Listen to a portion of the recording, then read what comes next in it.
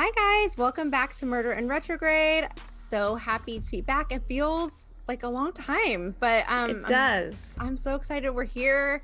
And this has been a case. Well, it's not even a case. It's like a landmark that I've been wanting to cover for a long time. I think a lot of people know about it, especially after this Netflix show that just came out. So today we're gonna talk about the Cecil Hotel. I'm super I know. excited. Is it Cecil Hotel, Hotel Cecil? People say it various ways. How do you say it? I call it the Cecil Hotel. Okay. Okay. I could be wrong. I did all of my fact checking, but that's the one thing I was just like, it's interchangeable, but I don't know what's actually on the sign. I think It it's says Hotel both, Cecil. but I think hotel is like a description anyway. It doesn't matter. I've just heard it said so many different ways, you know? Yeah.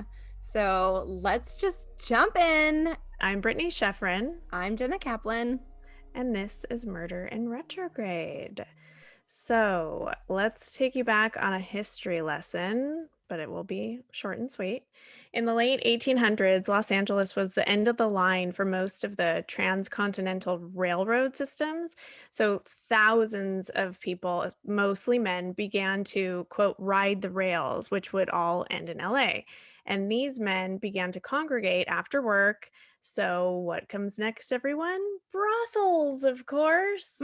That's right. Saloons, brothels, bars, and eventually it was renamed Hobo's Corner, or some of you may have heard of Hell's Half Acre, which I've heard of that. Have you heard of Hobo's Corner? So I hadn't heard of either of them, but when I was looking up pictures, it's so wild to see LA because we all have I mean, we live close by and we know what it looks like. You've lived there. Like you have such an idea of what Los Angeles is, and then to go back and see you know, horse buggy days. It's so crazy. Yeah, and it was so fancy because the downtown LA I've always known has been, well, it was terrible when I was really young, and now it's always trying to come back. It's Yeah. always feel like every 5 years it's coming back. Whoops. But anyway, so the Hotel Cecil, is that what you said? Cecil Hotel? She's a hotel. I think it's Okay. interchangeable. Let's stick with Cecil Hotel. So the Art Deco style, which I love, it's my favorite building, was designed by California architect Loy Lester. And the lobby is super grand and intricately crafted from marble. It's the type of lobby that you walk in. It's almost like Palace Hotel style. Like a lot went into this lobby. And initially, the hotel was meant to cater to business travelers and, of course, tourists. And it was a busy part of the city with many people getting on and off public transportation, which was not far from the hotel at all. And it's also the 1920s. So it's a vibe in town. People are Yeah, constantly coming and going. It's like very glamorous at this point. There's a lot going exactly. on. It was one of the most, if not the most vibrant time in Hollywood. The same year the Hotel Cecil was built, the first ever talkie was shown in local theaters, and the Chinese theater opened and was like the place to be seen, which of course is in Hollywood. It's just it's crazy. It was such an amazing place, and the rest of the country was going through, this very difficult time, but Hollywood seemed to be untouched by that, at least in the beginning. I bet it had Um, I just feel like when I read about it and see pictures, I bet you it had such an energy about it. Do you know what I mean? Like just like yes. probably what New York was, and it's kind of the same vibe, I would imagine. Yes. It's its own living, breathing organism. You can even feel it when you're near it. So then, of course, came the Great Depression. Millions of Americans were facing unemployment. And for a hotel whose business was geared towards tourism and hospitality, things immediately started to take a toll. And interestingly, the hotel still flourished, though, as a destination hotel throughout the 40s. So people were flocking to this hotel. It was like a place people wanted to go. The Great Depression was awful, but like I said, somehow the elites and rich people in Hollywood were, for the most part, unscathed. And I think too, because movies were such a an escape for people. And so it's like Yes. instead of dealing with this life, like let me go and take, I mean, because at the time movies were like 4 hours long because you got like a newsreel, a cartoon, this or that. You had there was like a whole thing. And so you could go for, I don't know what the, a little bit of money to go sit and escape from reality. Absolutely. My grandmother had hay fever really, really, really bad. So in the spring or summer when it was bad in Iowa, she said she would pay, it was a nickel, and she could stay in because it was the only place in the Midwest that had air conditioning. So she could Mhm. breathe and she would just sit in there all day. But that's interesting. I didn't know that it was a longer, it was like 4 hours. Was That's like a wild. yeah, so it was like you would go in and I think it was like I don't know the order, but it was like a news thing, which I'm sure most people at that time were like, "I don't care. I don't want to hear about the Great Depression." But then it was like a cartoon That's true. and then it was like maybe a short film and then the actual feature film. Like there was it was things leading up to it. So it was like you could go for a couple hours and be escape the madness, so to speak. Yeah. Yeah. So So there was escapism for sure. Maybe that did help Hollywood last for a long time when the rest of the country was hurting. However, of course, time went on and Skid Row grew and the hotel started to see even more of a decline. So Skid Row, if you don't know, is a place I'm sure people have heard of. I don't know if maybe they have Skid Rows in multiple cities, but the only one I've ever heard of is downtown LA. same. It's not far at all from the hotel. And during this time, there were about 10,000 homeless people in only a 4-mile radius near the hotel.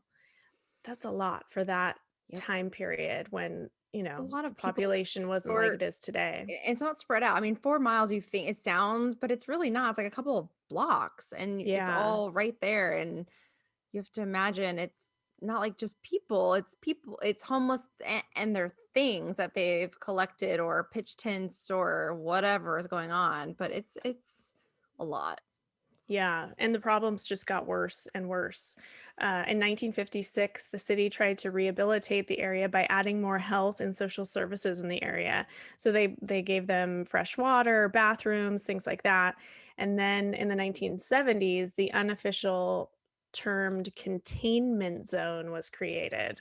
This basically pushed all of the homeless into a 50-block zone with it, which is where Skid Row still is today. And I mean, it's massive. It's like its own city in and of Mhm. itself. Mhm. Uh, so Los Angeles was actually funneling the homeless into Skid Row and creating sort of a border around it with really bright lights. And that was so that nobody would sleep nearby it. It's so inhumane when you think about it. Mhm. Um, and when, of course, the 1980s, the crack epidemic hit us in full force, and massive government welfare and mental health cuts created even more of a homeless outbreak. Um, I mean, there were just so many people flooding into the streets that used to be taken care of by social services that were gone.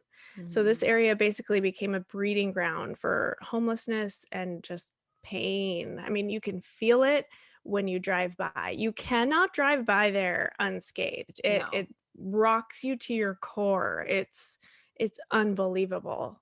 It's so sad. I mean, it's so sad because I think that we don't even talk about it as like human beings. It's like it's Skid Row, it's this area, and it's like this almost taboo thing. Homelessness. Yeah, it's like Yeah. it's very interesting. And even today, the Los Angeles Homeless Services Authority have about 5,000 documented homeless population. So I mean, it's not as much, but it's still quite large and it's interesting. So 38% of these people are suffering from mental disabilities and 35 are substance abuse.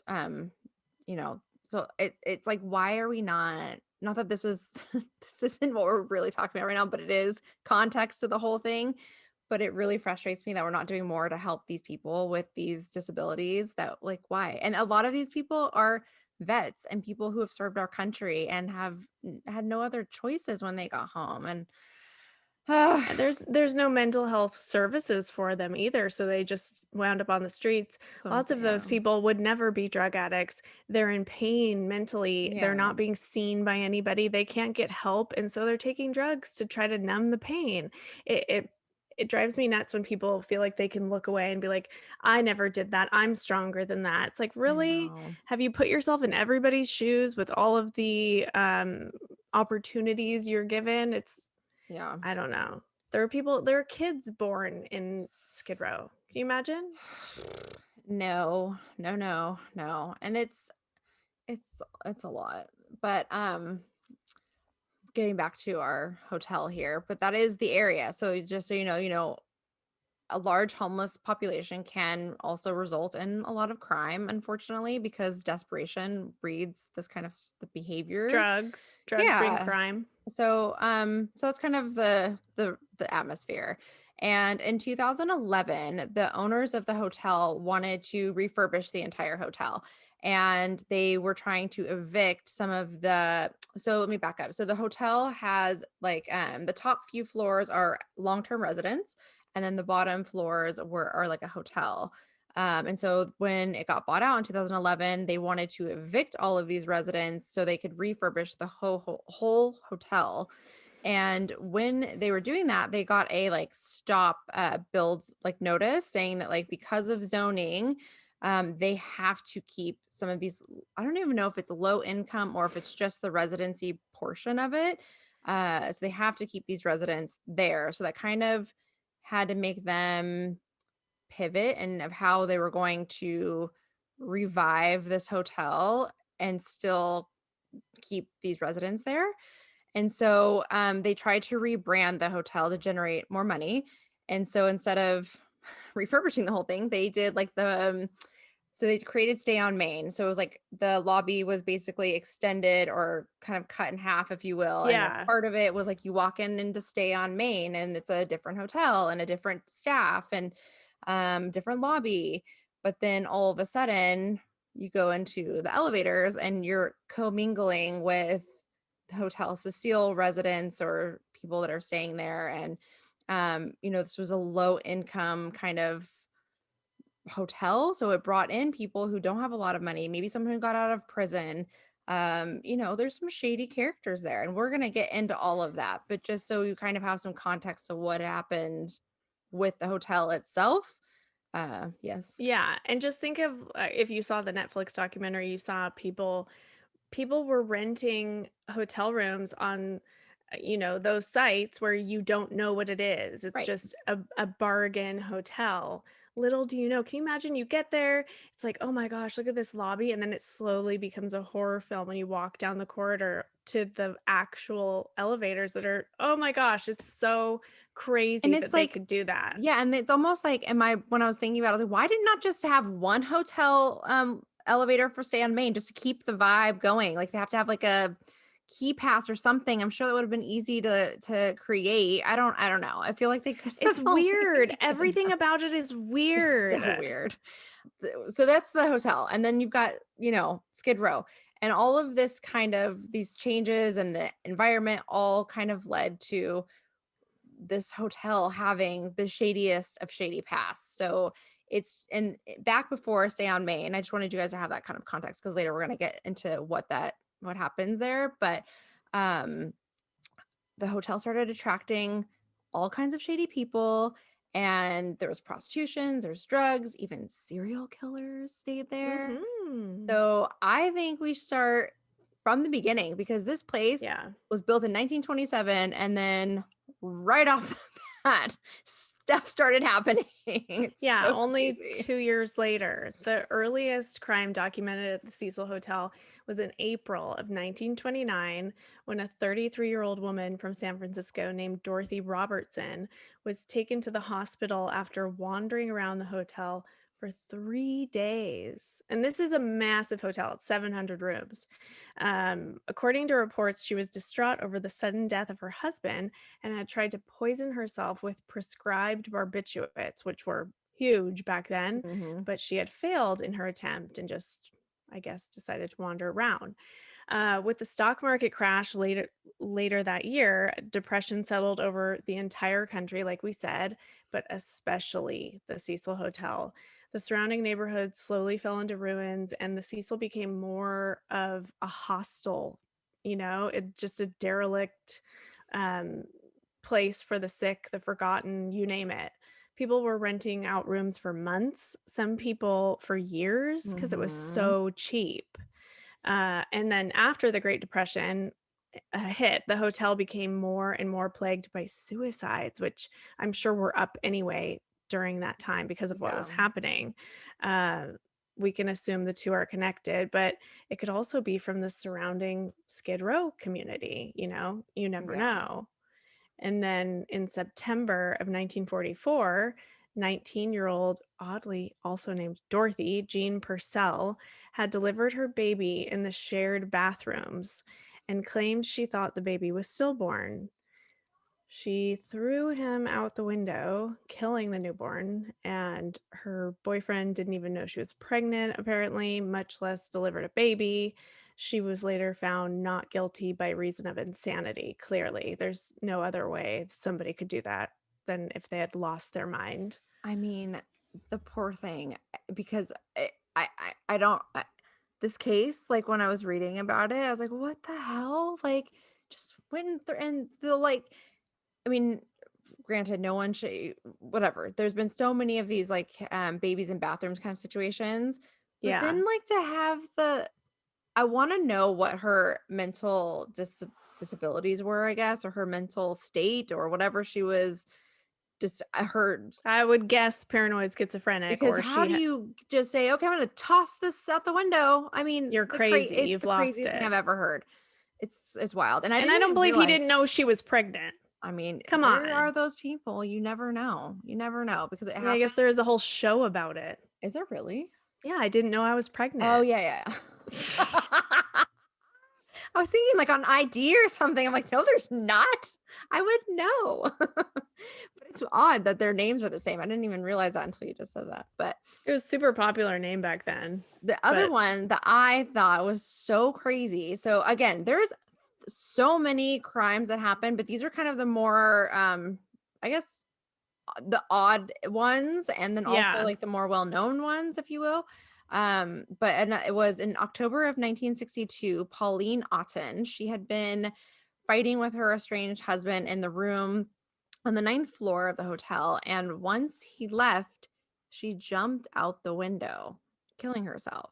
The craziest part is that when police came to the hotel to like check it out, she was lying on the sidewalk with another dead male, older male. And when they did all of their investigations, this man George Gianni, they found that he was actually because of the way his hands were positioned into his pockets, they realized he was literally walking down the street, and when she jumped, she fell on him, killing them both. How wild is that? That's always what you think, right? Like, okay, it's one thing if you're in that much pain that you're gonna take yourself out, don't take somebody else out. Like, Yeah. oh my god, that is devastating. It What a that way to was the go. one that was like, "Oh my god," because I remember watching a special on this and detective work was different then. They don't have all the technology and all these things. The '60s, they're just really like hitting the pavement and they couldn't find any connection with the two. They were like just turning their wheels and finally when they looked at the pictures and his posture and everything kind of put everything together, I was like, "Oh my gosh, that is Did it bizarre." really take that long? Don't you think he would have noticed right away? Or maybe, I don't know, maybe it's just like a puddle of stuff I at think the it might, yeah. I mean, 9 floors up, who knows? I don't know. Uh, Oh, devastating. yeah, it's bad. So there's so many Poor odd George. I know, poor guy, dude. Yeah, no, I felt yeah, so sad. But there's so many crime. It's crazy. So there's so many crimes within this hotel, right? Like things like this. Like you said, tons of suicides. It became known as like the suicide hotel at one point, which is scary. But there's only when you like look it up, there's only 17 documented crimes in the hotel. But when you watch the Netflix special, The Crime Scene Vanishing at the Hotel Cecil, the former hotel manager, Amy Price, said when she was there for 10 years, there was at least 80 deaths. So you've got the 17 documented ones and her saying there's about 80. So there's probably a way higher number than we don't even Oh, know. yeah. They're hiding things. And can I just say, did you not find her behavior a little bit I kind of strange? love her because you have to be a wackadoo to work there. I'm sorry. But and like Totally. But it was as if she was like, what's your problem? It's a beautiful hotel. It's gorgeous. but I find like people like that, I don't know. I kind of like just and she's weird, but I love it. I loved it. I love it. Wasn't it like her first or second day when she had to find a body? Oh yeah. She the best part was she was like saying the maintenance guy was like giving her a tour and he's like, "Yep, somebody died in there, somebody died in there." And she's like, "Is there a room that someone hasn't died in?" If you don't go running at that point, then I don't know. I don't know. That's Yeah. why I kind of like love that she was like, "Yeah, whatever. This is what it is." Oh my Please goodness. here. Yeah, I loved it. There was a meme that came out and it was like, I want to be talked about the way the manager talks about the hotel or something like Yeah, exactly. that. She was, yeah, she was talking about it like it was a A person. person. Well, it's got Yeah. some energy to it. So, but Yeah. so those are all the more lesser known crimes. But like we said, there's serial killer ties. There's Oh, yeah. some pretty notorious crimes that are connected to this or people. Yes.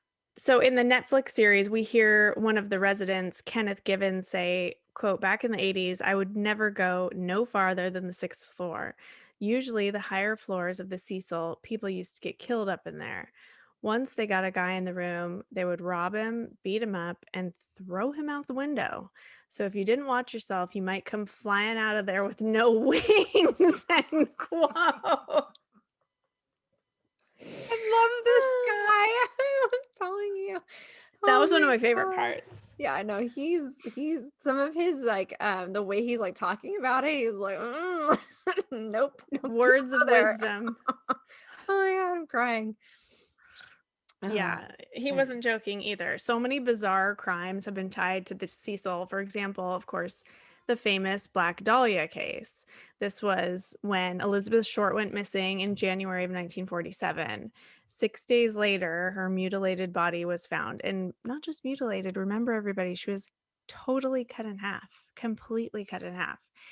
Um, And this is a real life mystery that still to this day has not been solved, although there are many speculations like what is it called? Root of evil? I was just gonna say, what is that podcast? I think it's Root of Evil. That was one of my all-time, it's one of my all-time favorite podcasts. It is If you haven't so listened to good. that, you have to listen to it. So It's one of my good. top 5 ever. Same. Um, so allegedly Elizabeth had been visiting the bar of the Cecil Hotel the night that she went missing. However, there's no actual proof of this, but the common link discussed about the hotel, it's eerie. No, And totally. there were several reports of this at the time of her death that she was seen there. So Yeah, and it's not like something now we know that it's like a spooky place that's coming out. It's like when she died, this was like a rumor going around. So it's like it more likely is true.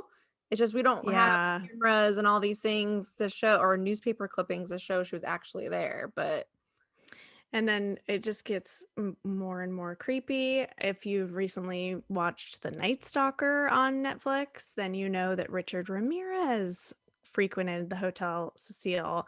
The staff said that he had previously stayed at the hotel for a few weeks in 1985, and this was when he was on his killing spree up and down the 5 freeway. But it was towards the end of all of that.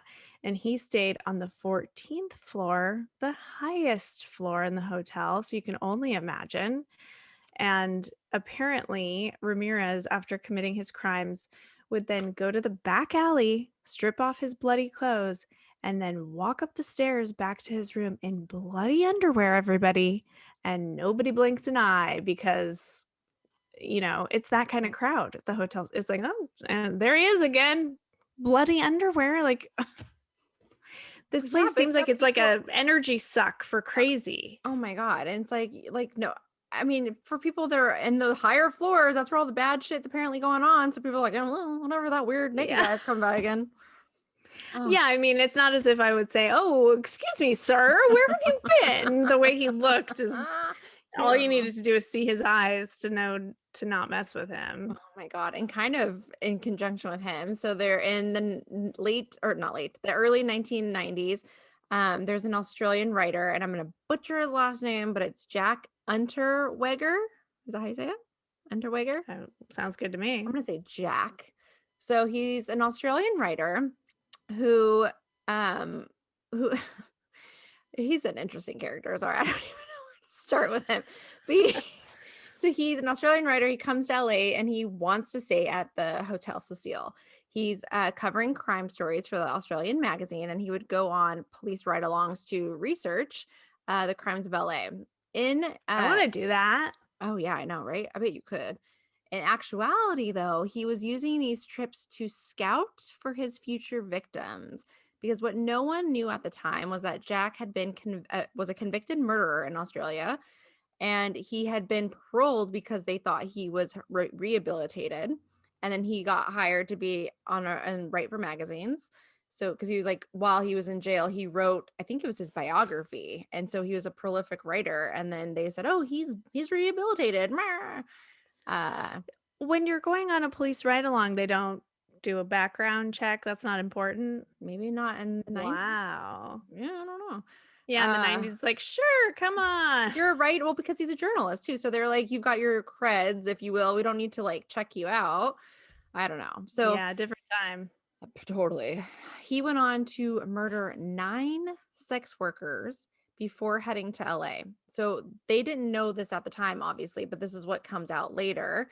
And he then would do the same here in LA. And there's no proof, but he supposedly came to the hotel because he was doing it in and like praising Richard Ramirez. Like supposedly he was a fan and like was trying to stay in his I don't know. I don't know the mindset, but there's a connection He was between trying to him. emulate him Yeah, in some way. right. And so he was later convicted of 11 deaths, but he ended up hanging himself in prison. So he never went on to face his crimes. But just serial killer number 2 joining the hotel. Jeez. I think he was on the 7th floor. I don't remember. I don't remember now, but not the 14th, but anyways. Ooh. Yeah, no. Anyways, so then we get to what is the most famous crime story of the entire hotel and what the entire Netflix series is about. And if you before this Netflix series came out, I mean, there is so many YouTube, so many shows, so many things covering the Lisa Lamb case. Yeah. So I won't get into too many details, but for if you live under a rock and you don't know about her, then I'm just gonna give you some information. But she, if you haven't seen the Netflix show, I forgot the Vanishing. I already said it in the top of the show, but the Vanishing, I think at the Hotel Cecile is what it's called. Something like that. It's so good. It's so well done. I mean, we've seen so many different stories covering it, and it's really well done. But in 2013, a young Canadian student looking to travel alone, she had to get she wanted to gain some independence by traveling alone, but she had to get permission from her parents and promise that she would call them every single day. And that's kind of how they said okay to letting her go. So she started in San Diego and started to work her way up into the coast, and then she landed at the Hotel Cecile. She actually booked under the stay at Maine, like you were talking about earlier. So When you she go had on no idea she was going to the no Cecil clue. Hotel. Yeah, no clue that we know of. She was then reported missing by her family once she didn't call and check in with them. So they knew immediately that something was wrong. And police actually acted very fast. They had over 18 officers involved in the search for her, checking every single room, closet, bathroom, anything, which I find to be amazing because LA is so crime driven, like there's so much crime there, and so then to have 18 people come look for someone, I'm impressed. I don't think I've ever heard of anything like that.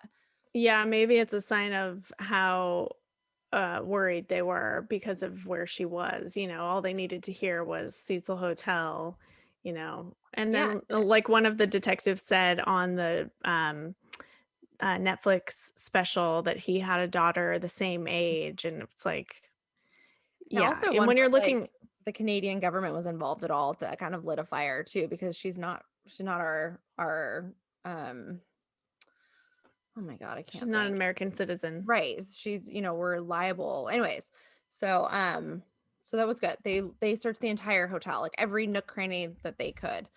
And during the investigation, police had found out that the hotel has video.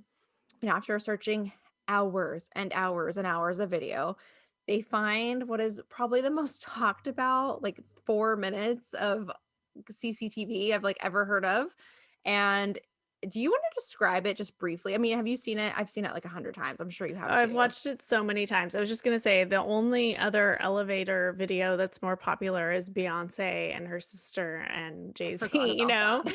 But gosh, it's so strange because I watched it many different times, and Mhm. sometimes it feels sped up, Mhm. sometimes it doesn't, but she it feels like she thinks she's being followed, and Mhm. she's looking around, she's peeking out, but then she's doing strange behavior, like when she puts her head out and then she looks both ways and then she leans back. That seemed to me like a sign of like something's wrong, mentally, but I mean that could be drug induced, I don't know. She doesn't seem um She's gosh, you definitely could not say calm and cool, collected by any means. Like she no. definitely is spooked by something.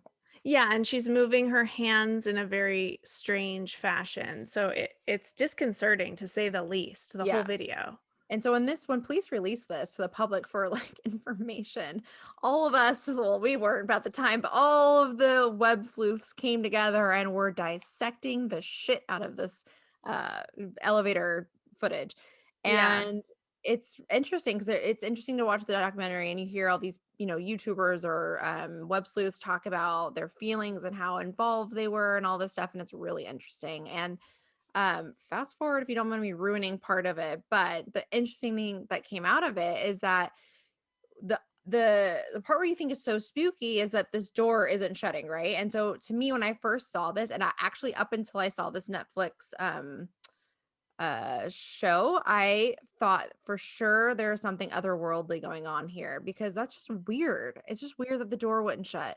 But then these like web sleuthers found out that when she pushed all of the buttons, so she pushes the entire middle row of buttons, that she actually pushes the door open button. And so one of these sleuths, I forget his name, but he's great. He's in the documentary. He like went and timed it, and it's exactly the time that it was shown in the footage. It's like over 2 minutes that it stays open once it's pushed. That So it's just goes to show you that, like, people like us who want to spend time on this, we want to help. Why not let us? Because we could solve crimes. Like, all of the crimes that are just waiting for a cop because there's no funding and the cops can't do everything. We can help, I swear. it's wild because that right there, if that was known sooner, I think would have stopped a lot of the speculation of like someone's involved, someone's holding the door, she's scared of someone Yeah. standing there. There's so much talk about that whole 2 minutes of the door staying open. And I know that this was during the Dorner thing, and that was like a very big deal. But how did the cops not figure that one out? I mean, they see her going down the middle. I don't Wouldn't you know. immediately go to the center row and see what she was pressing? Yeah. And then, I don't Yeah. know. I know. I know. So, and trust me, there's so much more to this, but I'm just trying to give you guys the like Cliff's Yeah. notes, if you will. But after 2.5 weeks, Elisa was she was missing. The hotel, this is the worst part. And I laugh because I'm uncomfortable, not because it's funny, but Yeah, because we it's both do uncomfortable. that. But so hotel guests started to complain that the water pressure was very low and it had actually turned a brown color and the taste was What? so The worst is when they say that it's sweet. ugh, ugh, ugh, stop it. Stop it. when a maintenance worker, went to go check out what was going on, he goes up to the water tank, what we don't know until later, but there is like a Hatch thank you, type of thing. hatch type of, but it doesn't have a oh my god, I have no words. It doesn't have you literally take it off and you put it on the side, or you put it, there's not like a hinge is what I'm trying to say. Okay. So it's open and he just looks in and there she is. She's naked in the water tank and they obviously had found her. So I can't even imagine. And what's even crazier is nobody said anything to the hotel guests. There's a couple of hotel guests in the Netflix thing that were being interviewed, and they said they walked out and there's news reporters and they went up to them to ask what was going on because nobody in the staff would tell them what's going on. And they were like, on so bad. They're on news footage being like, we just showered and washed and brushed our teeth in this water. And I'm like, oh my God. No, no, it's so bad. Wouldn't you? Oh my God. I would. Would have been That's just. throwing up on the sidewalk. There's like no one. It's so bad because they're totally coming out like from a hellacious Oh my God. stay, only to find out it's so much worse than they. I'm like crying. I can't. So I was curious about this, like how easy it Oh, was to get up there, how often people were up there. And I heard a cop say that during that time, it's still to this day, oh yeah. cops go up to the roof of the hotel or the Cecil Hotel and multiple buildings in LA to look over and to Oh, watch for crime. mhm. So they're up there all the time. And he said, because somebody was asking, like, why don't they have those things locked? He said they have them on almost every roof if it's an old building, and none of them are locked. I mean, I'm Yeah. sure they are now, but it Well, was super common for people to be up there. so there's a couple things. So there's like the door leading up to it that you go through from inside the hotel. That is supposed to be locked all the time and only like management or people of the staff can get through. But you have, in this case with this hotel, there's fire escapes that you cannot block off in case of emergency that people need to be able to escape. And there were some people that had, I guess, recently within the last couple of years went up to the roof, and it seems to be like there's like cigarette butts and like it seems to be sort of a extended hangout spot of the hotel, which is bizarre. Yeah. So and after her body was found, police spoke with the family more in depth, and this frustrates me that they didn't know this beforehand because I feel like would have 100% changed the investigation. And this is what was said on this documentary, that they made it sound like they spoke to them after they found her, not while they were searching for her, that this came Hmm. out. That the sister said that Elisa was known to stop taking her meds, and once she did, she would start having delusions and hallucinations. And at one point, she actually had to be hospitalized because her condition was so bad. So she was diagnosed with bipolar disorder. Someone on the show said that she most likely had bipolar 1, which is the most severe version of bipolar disorder you can have. And in Elisa's case, in her episode, she would get scared and hide during these types of situations, and would see something or someone coming after her. And that can, you know, show you why she acted the way she was, or why she was Yeah. in the video footage being scared of someone or that isn't there, but to her is very much there. And after all investigating, there was no signs of anyone else being involved. And when they did her talks, it does show that she wasn't taking her medicine as much as she should have. So she most likely had a psychotic break and went to hide from whatever was coming after her and ended up in the freaking water tank. So you think she went in there on her own and it was an accident and all I of that? actually 100%, this is, I feel like rare, but like I actually 100% believe what the police are saying in this case, that she had a mental break and was trying to hide, like her sister said, was trying to hide from something that she was afraid of, that she saw in her delusions, and ended up in the water tank.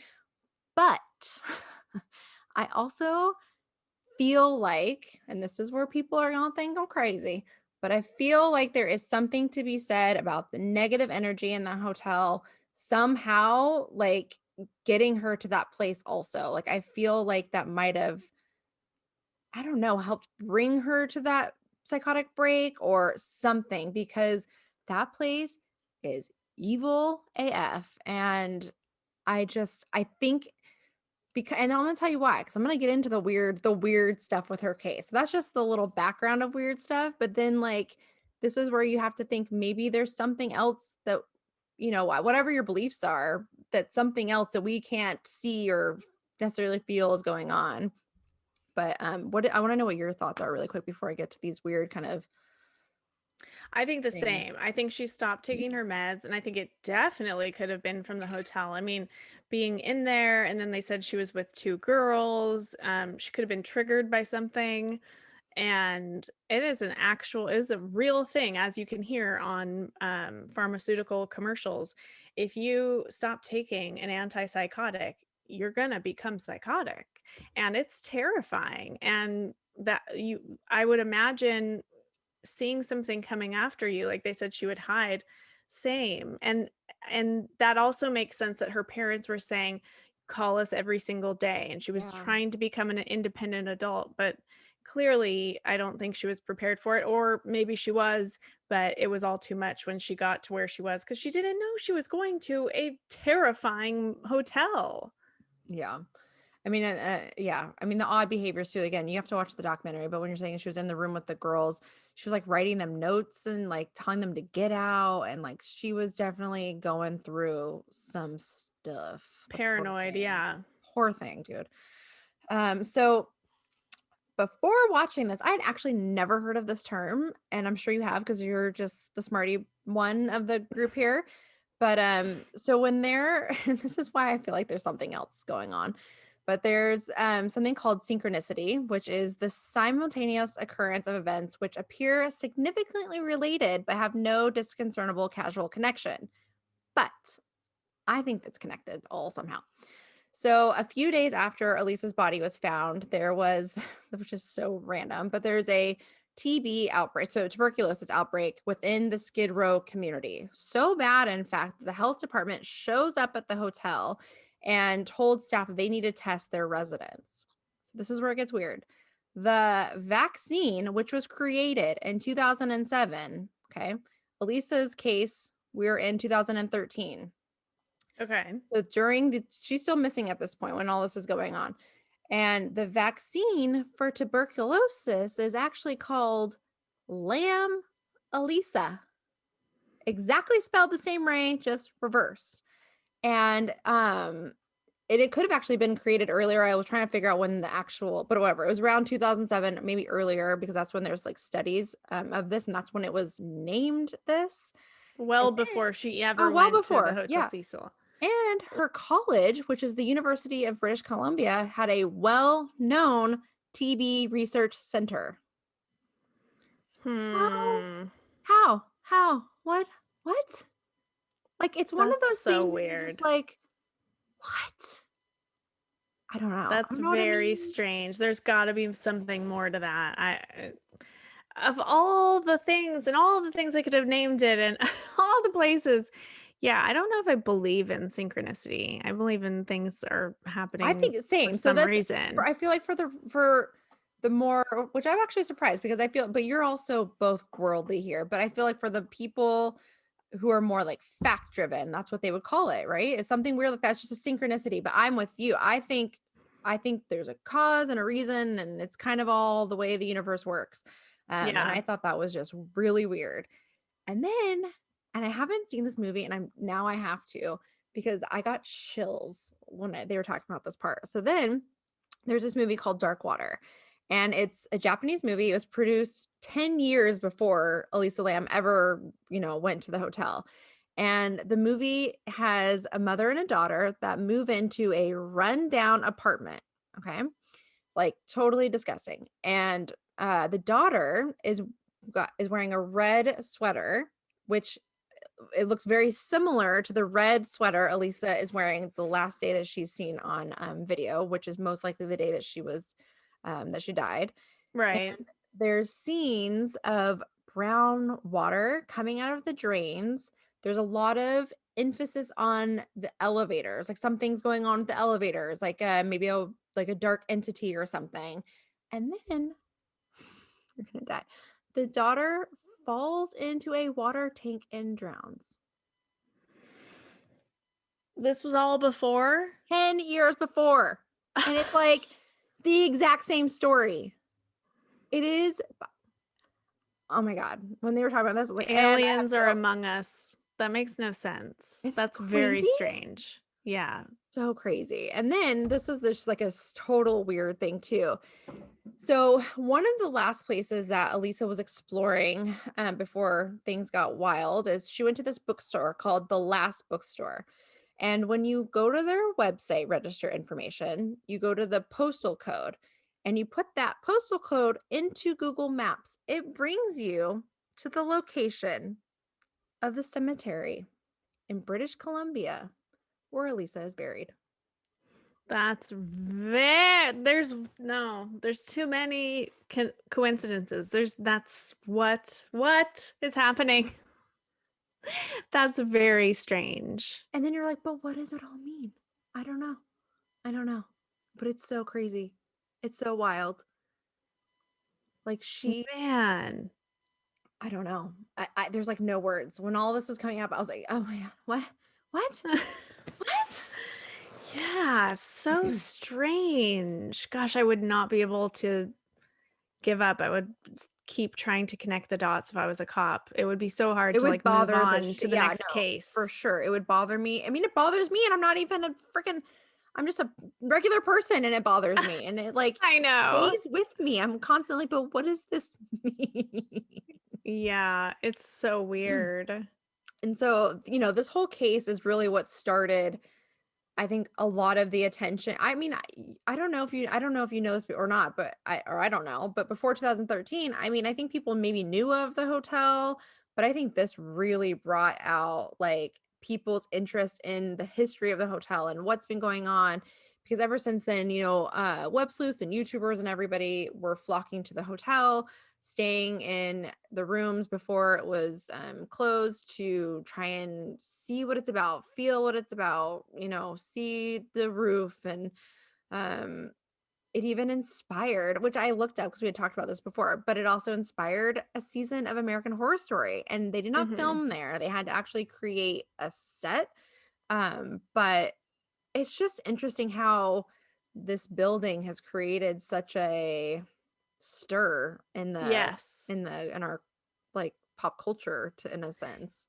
Yeah, I feel I've known about it for a very long time. So I think most people in LA know about it because if you're driving by, you're gonna say, "What is that thing?" Because Yeah. it's very close to Santee Alley and then Skid Row. So it's all of this type of bad area, and then you see this gigantic building, and it grabs your attention right away. Hmm. It's like a And living, breathing thing. it's so crazy. So, we had talked about this. Was it over a year ago now? And when we drove over there and went, and this is when I know Mhm. we've talked about this before, but I'm still now so mad after watching this documentary too. I was like, I'm so mad we didn't just march our asses in there and just see if we could like get in. Cause more than anything, I just want to see the lobby. I don't even really care Yeah. about going to the creepy ass hotel like elevators and stuff. Cause my luck, I'll get stuck in there and you'll have Yeah. to call the fire department. And like then I'm gonna be another Hotel Cecil part of history. Yeah. Like I don't want to do that. I just want to see the inside lobby because it is supposed to be quite beautiful. Um, I think our energy was protecting us because we could see a little bit. I mean, we looked in the windows and everything, and I could see like a bellman with a pushing around, one of those gold luggage carts. But no, I feel like there was a impenetrable wall that was like, nope, Yep. leave. It's totally true because we were like, ah. Yeah, because normally I would just go in. I was like, I don't know about this. And what's crazy is when what street were we on? It's Main Street, right? It's Main Street that's the main entrance. Because right when we were standing outside, you look up and you can see the freaking water tanks. It's right Yes, you there. You're like, can. oh shit. It Yeah. I didn't expect that for whatever reason. And I just didn't, because I guess you don't really see water tanks or pay attention to them. But when you're there, that's like obviously something that you're like gonna see because you know the story. But it's wild. It's like right there in your viewpoint when you look up. And oh man. Oh It's man. so strange. So in 2014, the hotel was sold to Richard Bourne for $30 million. They closed the hotel in 2017 to begin massive renovations, which it kind of looked like were going on when we were Hmm. there.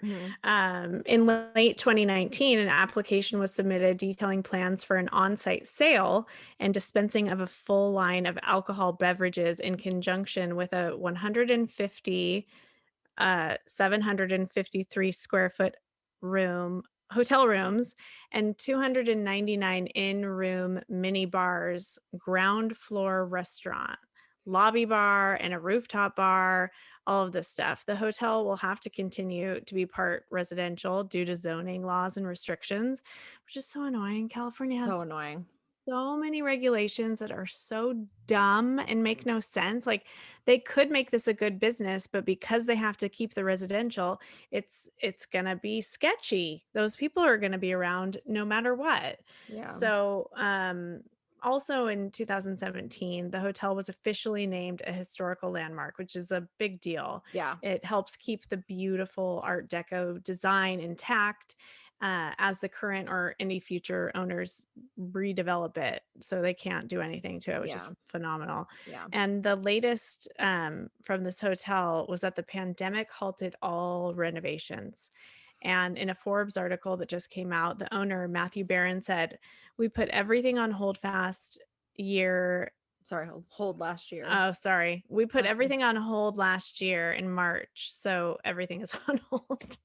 That's what how he speaks, by the way. So he's like, we put everything on hold because I read the article. Sorry, I know it sounds like crazy, but this is how this man I think speaks because in the beginning he's like, the article you can tell the way that it's quoted. He's like, "Who told you that we're opening in 2022? We're not opening." And he like repeats himself. So it is quoted, "We put everything on hold last year in March, so everything's on hold." I think he's like Okay. panicking because this Netflix thing is like totally coming to haunt him. I And wouldn't be then able to help myself and be like, "So, is everything on hold?" so it's So what you're crazy telling me is everything's on hold. there, but so he went on to say that there's no definitive plans or anything on the horizon, which is contradictory to what everything was saying. This came out like 2 days ago. So before he had spoken up, everyone was like, "Oh, it's slated to open in 2022." And I had sent you that article a couple weeks ago or something. Yeah. And then he's like, "No, it's not opening." And it's like, "Well, then what the fuck's going on?" But can I Great. tell What's you that guy the best hiding part? in there? So apparently the rooftop bar is also supposed to be a rooftop pool. I'm like, "Oh, that's like Oh, bad taste." Like, it's a little much. Oh man. I don't know if that's a good idea. I don't know. I mean, I mean, it is a beautiful view actually. You could see everything. I know, but I mean, if it happens, we are going. Yeah, oh We yeah, will be. I mean, definitely. I will be like this. I'll be scared to death. But oh Maybe my we should give God. it another go and drive by and see what's They're happening. totally closed. Nothing's happening. It's according to that guy that owns this Nothing to place. see here. Nothing to see here. We're closing. We're closing. We're closing. We're closing. I know. Repeating himself. I'm actually curious, like, how do you I almost think that they need to turn it into an attraction of sorts. Like, welcome the crazies in. Like, yeah, Yeah. revamp it, but like maybe play into the sick history a little bit because weird people like me will be like, yeah, let's go. And you'll have like Yeah, like the Queen Mary. yeah, exactly. You'll have an audience. It's just maybe not going to be this luxury hotel that you were hoping for. And if it's zoned for residential, you're kind of screwed. Yeah. I mean, I don't know. It'll be really interesting to see what happens. And I just love that Yeah. they can't tear it down though, because it listen, I love modern architect and everything. And I'm not like a big person, but I love old school architecture and like being Oh able to just yeah. feel history in a sense. So I love that some of these buildings are getting saved. Yes, me too, because they are works of art, like the work that went into all of that masonry and all of that. So beautiful. I So know. that's good. So So that's that it. is the There is Hotel Cecile, Cecile Hotel, whatever. Tomato, whatever. tomato. Go Google it. Go fall down the rabbit hole. There's so much more to it, I feel like, but those are like the most known histories of Yeah, it. If you're in LA, do a little drive by. It is it's cool to worth it. check out. And Mm-hmm. if it's still there, there's like a little art gallery like next door. And I mean, Mm-hmm. maybe go in Oh, I pairs. forgot about that. We went in there, huh? Mm-hmm. Yeah, that was a Cool. cool gallery. Yeah.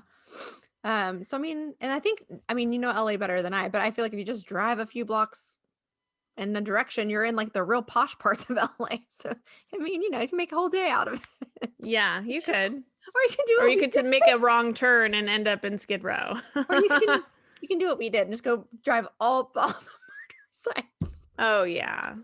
That is fun So to bad. do. Oh We should man. make a But map for people. yeah, The there's some opposite of a good. star map. Yeah. Thanks for watching, everybody, and stay tuned for our next episode. Of course, if you like what you see, which you do, don't you? Please make sure to subscribe. I think it's Wherever it down goes, just here. click on it and subscribe. Yeah, and leave us some comments if they're kind. If not, just keep it moving, or we'll both laugh at it. And we'll see you next time. Yeah. Be safe and trust your gut. Bye. Adios.